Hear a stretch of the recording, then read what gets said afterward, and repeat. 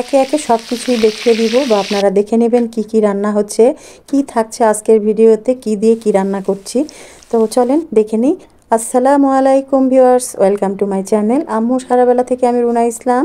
কেমন আছেন সবাই? আশা করছি যে যেখান থেকে দেখছেন সকলে মঙ্গল মতো আছেন। তো এই তো প্রথমে প্লেটের উপরে মশলা পরিচিতি করে দিই। আর থাকছে আদা রসুন বাটা, গোলমরিচ গুঁড়া, লবণ, হলুদ, মরিচ আর হলো গরম মশলা গুঁড়া। এখানে এক বাটি, এখানে 500 গ্রামের মতো হবে চিকেন। সেটা র্যান্ডাম আমরা যেমন রান্না করি সেরকম করে স্লাইস করেছি, তবে ছোট ছোট স্লাইসগুলো করলে দেখতে বেশি সুন্দর লাগে। তো সেটা ভালো করে পানি দিয়ে ধুয়ে বেশ কিছুক্ষণ আগে পানিটা ঝরে নিয়ে তারপরে দিয়ে দিলাম একটা মিক্সিং বলে। সেখানে এক এক করে যতগুলো মশলা আমি নিয়েছিলাম বাটির মধ্যে সাজিয়ে সব কিছুই ঢেলে দিয়েছি। সাথে দিয়ে দিয়েছি 2 টেবিল চা চামচ কর্নফ্লাওয়ার আর 2 টেবিল চা চামচ পরিমাণের ময়দা। আমি আগে থেকেই দুইটা একসাথে ম্যাশ করে নিয়েছিলাম, সেগুলো সব ঢেলে দিয়ে এখন সব সহকারে হাত দিয়ে ভালো করে ম্যারিনেট করে রেখে আলাদা করে রেখে দিলাম। আর এই যেখানে দেখতেই পাচ্ছেন লাল মরিচ, সেটা একটু গরম পানিতে দিয়ে সিদ্ধ করে নিলাম।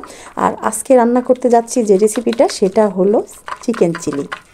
এই রান্নাটা আমার মাঝে মাঝে খেতে ইচ্ছে করে, আর আমার যেটা খেতে ইচ্ছে করে সেটা তো আমি যখনই মন চায় ঠিক তখনই উঠে বানিয়ে নিই। যদি সব মানে জিনিসপত্রগুলো ঘরে থাকে তাহলে আর দেরি করি না।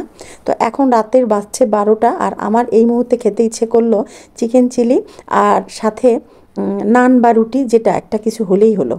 তো আগে তো চিকেন চিলিটা তৈরি করে নেই, তো এই তো ম্যারিনেট করে রেখে দিয়েছিলাম। এরপরে চলে আসলাম বড় এই যে কড়াইয়ে তেল দিয়ে দিয়েছি, খুব একটা বেশি দিব মানে দিই নাই, আপনারা চাইলে একটু বেশিও দিয়ে নিতে পারেন তেল, তাতে কোনো সমস্যা নেই। এরপরে একটা একটা করে চিকেনগুলো আমি ম্যারিনেট করা চিকেনগুলো দিয়ে দিলাম। আর এই একসাথে দিতে যাবেন না, তাহলে জমাট বেঁধে যাবে, কারণ এখানে ডিম, ময়দা, কর্নফ্লাওয়ার সব কিছুই আছে। যদি একবারে ঢেলে দেন তাহলে দেখা যাবে যে একবারে পিঠার মতো হয়ে একটা শক্ত জমাট বেঁধে যাবে। তো একটা একটা করে দেওয়ার চেষ্টা করবেন। তবে এখানে কিন্তু আমি ভিডিও যাতে লং না হয় এই জন্যই টেনে টুনে দেখিয়েছি। একটা একটা করেই এই স্লাইসগুলো দিলে দেখা যায় যে এটা পপকর্নের মতো আলাদা আলাদা হয় এবং দেখতেও সুন্দর লাগে। যদিও আমার মাংসের স্লাইসগুলো একটু বড় বড়ই ছিল, আপনারা পারলে একটু ছোট করে নেবেন, তাহলে সুন্দর লাগবে। তো আজকে ক্যাপসিকাম কিছুই নেই, আর যেগুলো সবজি আছে ফ্রিজের মধ্যে, এত রাতে ঠান্ডার মধ্যে বের করে আমার কাটতে ইচ্ছে করছে না।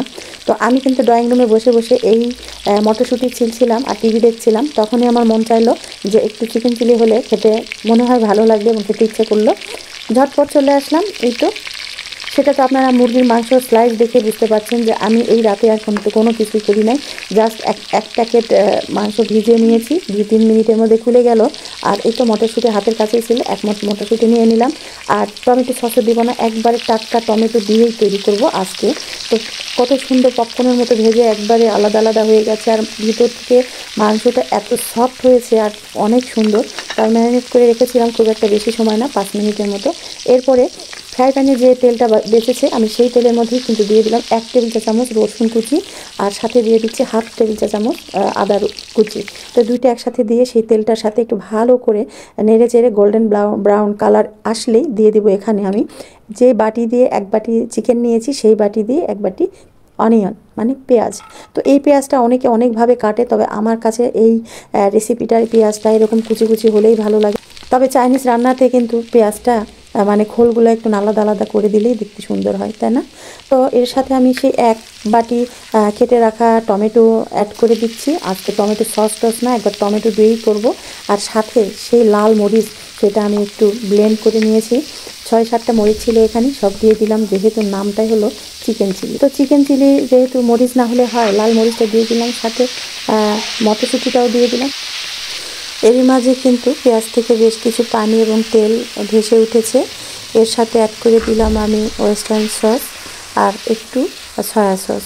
1 টেবিল চামচ করে 2টা সস অ্যাড করে দিয়েছি, সাথে কাঁচা মরিচ, কেটে রাখা কাঁচা মরিচও দিয়ে দিয়েছি। এর সাথে এখন অ্যাড করে দিলাম সেই ভাজা চিকেনগুলো। এরপরে সব কিছু একসাথে মিশিয়ে একটু নেড়ে চেড়ে এর সাথে 1/2 চা চামচ চিনিও অ্যাড করে দিলাম। তো আপনারা যদি চান তাহলে চিনিটা একটু কম বেশি করে নিতে পারেন। আর এই পর্যায়ে আমি কিন্তু 1/2 কাপ পানি দিয়ে দিয়েছিলাম, সব সহকারে 2 মিনিট রান্না করে নিয়েছি। তার উপরে চিলি ফ্লেক্সটা ছড়িয়ে দিলাম। জাস্ট কমপ্লিট আমার চিকেন চিলি।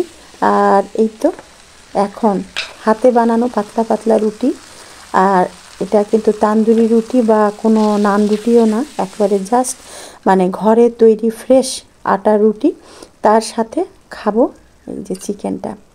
তো ঘরে মোটামুটি সবাই ঘুমিয়ে গেছে, মেয়ে চেতন ছিল আর আমি। তো আমরা মা মেয়ে বসে পড়েছি। খুব মজা ছিল, খুব মজা ছিল, অনেক মজা হয়েছিল। কিন্তু ঘরে থাকা যা মানে উপকরণগুলো দিয়ে হুটহাট করে বানিয়ে নেওয়া জিনিসপত্রগুলোও কিন্তু আসলে কি মন থেকে যেটা তৈরি করা যায় বা মন থেকে যেটা আসে সেটা মনে হয় ভালোই হয়, তাই না?